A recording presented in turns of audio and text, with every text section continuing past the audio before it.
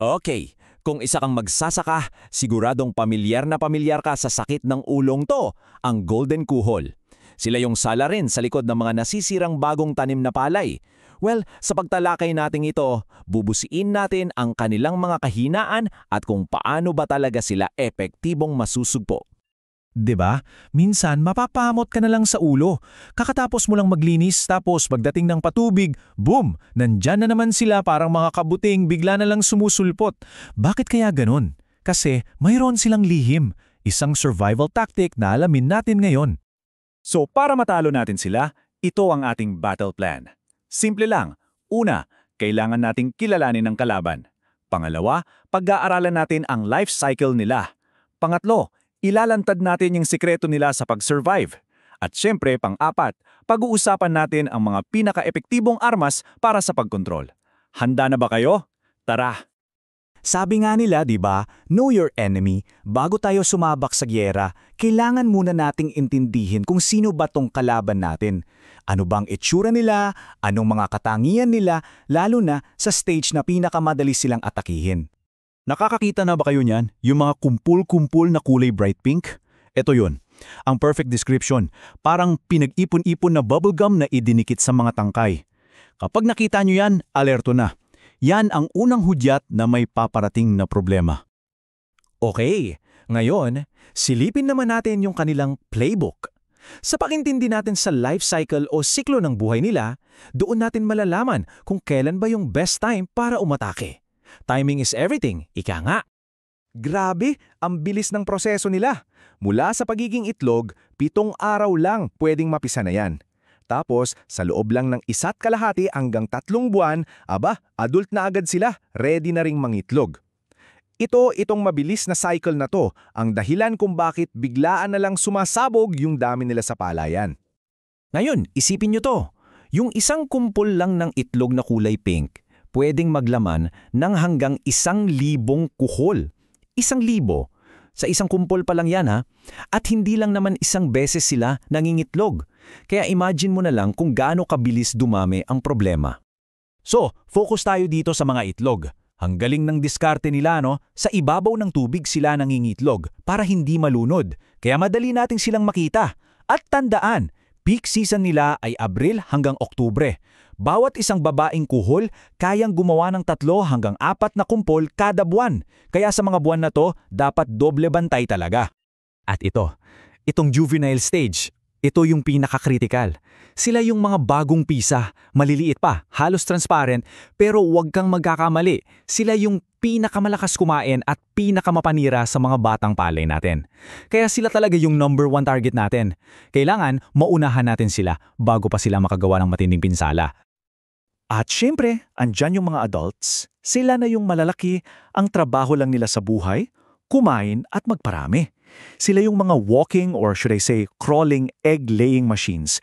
Kada 4 hanggang 7 araw, nangingitlog yan. Kaya habang nandyan sila, tuloy-tuloy ang pabrika ng problema. Okay, eto na. Ito yung sekretong kung bakit parang immortal ang mga kuhol.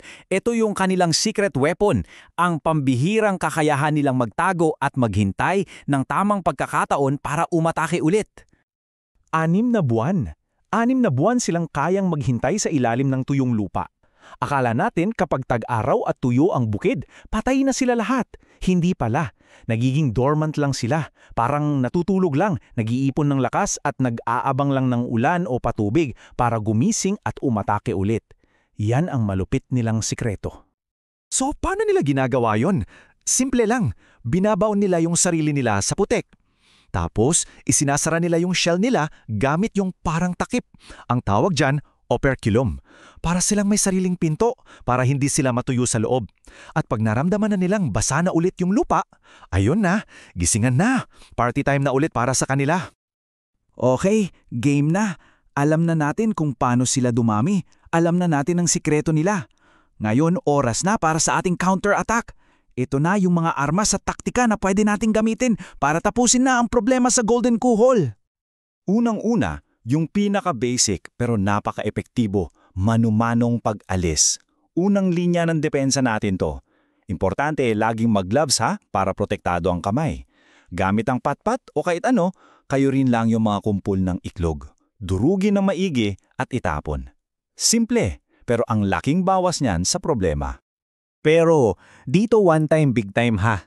Ang susi dito ay regular na inspeksyon. Kailangan nating maging masipag sa pag-ikot-ikot sa palayan. Mga every 5 to 7 days, lalo na sa mga buwan ng Abril hanggang Oktubre. Sipag at tiyaga ang puhunan dito. So, paano kung sobrang dami na talaga at hindi na kaya ng mano-mano? Dito na papasok yung mga molesticide. May dalawang pangunahing klase, yung base sa niclosamide at yung metaldehyde. Pareho silang nakalalason pag nadikit o nakain. Ang pinagkaiba lang, yung metaldehyde parang tain yan o lason na pagkain. Inaakit niya yung kuhol. Samantalang yung niclosamide, direkta yung atake niya sa katawan ng kuhol. Ang ganda sa K-Niclosa, yung bisa niya parang double whammy. Una, sa kontak pa lang, pag lumanggo yung kuhol sa tubig na may halo nito, sira agad ang balat nila. Pangalawa, kapag nakain naman nila yung palay na nasprayan, yung tiyan naman nila ang sinisira. Kaya two-way yung atake, masigurado ang epekto. Siyempre, dahil chemical to, kailangan sundin ang tamang proseso. Hindi pwede ang tansya-tansya. Ang rekomendasyon ay 35 grams para sa bawat 16 litro na knap sprayer. At ang timing, napakahalaga niyan. Pinaka-epektibo pag ginamit sa loob ng unang 15 araw pagkatapos maglipat tanim dahil yun yung panahon na pinakamahina pa ang mga punla. So, ayan na. Kumpleto na ang intel report natin sa kalaban. Mula sa pagkilala sa kanila, pag-intindi sa mabilis nilang pagdami, pagtuklas sa kanilang sekretong sandata, hanggang sa mga epektibong paraan para labanan sila. Ang tanong na lang ngayon, ngayong armado ka na ng kaalaman, handa ka na bang dalhin ang laban na to sa iyong palayan?